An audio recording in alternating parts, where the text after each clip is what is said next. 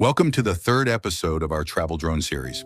Today we'll examine aviation regulations and restricted airspace rules. Every travel pilot should know, a drone is not a simple toy. When flying a drone during your travels, checking local regulations and airspace restrictions is essential, even for personal recreational flights. Aviation authorities categorize drones as unmanned aircraft systems, rather than flying cameras. In this video, we will break down global weight classifications, restricted airspace categories, and flight approval procedures. First, let's look at drone weight classifications and licensing standards. Civil aviation authorities worldwide, such as the FAA and EASA, apply regulatory tiers based on maximum takeoff weight.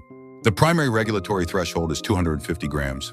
Drones weighing under 250 grams typically do not require formal registration or pilot licensing for recreational use in many jurisdictions. Popular travel models like the DJI Mini 4 Pro and ultralight drones like the DJI Neo fall into this category. Engineered at 249 grams or less, these models offer maximum convenience for travelers and beginners. Conversely, drones weighing 250 grams or more face stricter regulatory oversight. In this weight class, official aircraft registration with national aviation portals is mandatory, and pilots must hold appropriate pilot certificates. Keep in mind that even unregistered drones under 250 grams must comply with restricted airspace laws and secure proper flight authorizations. Next, let's examine restricted airspace categories worldwide. Airspace is strictly managed for public safety and national security. Flying without authorization can lead to severe fines or legal penalties. Prohibited airspace includes critical infrastructure, government centers, border zones, and nuclear facilities. Unauthorized entry is strictly illegal. Restricted or controlled airspace covers areas within approximately 9 kilometers of airports and airfields. Entering controlled airspace requires prior authorization from aviation authorities. Altitude limits apply universally, even outside restricted zones. Flying above 120 to 150 meters from ground level requires specialized flight approval.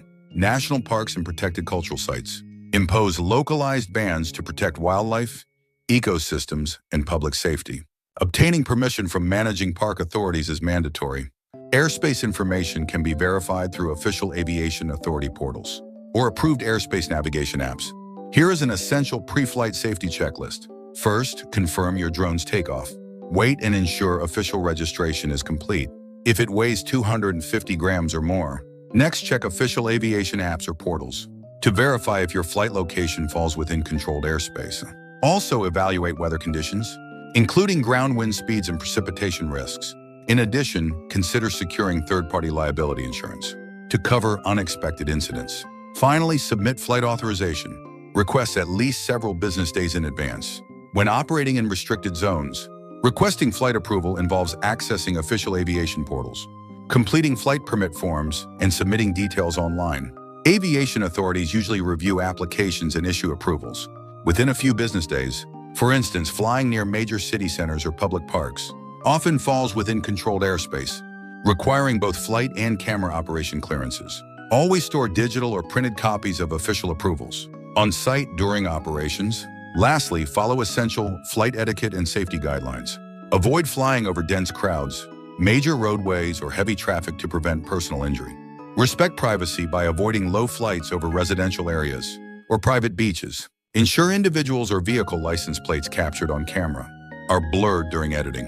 Night operations are restricted in most regions and require specialized authorizations or anti-collision lighting equipment.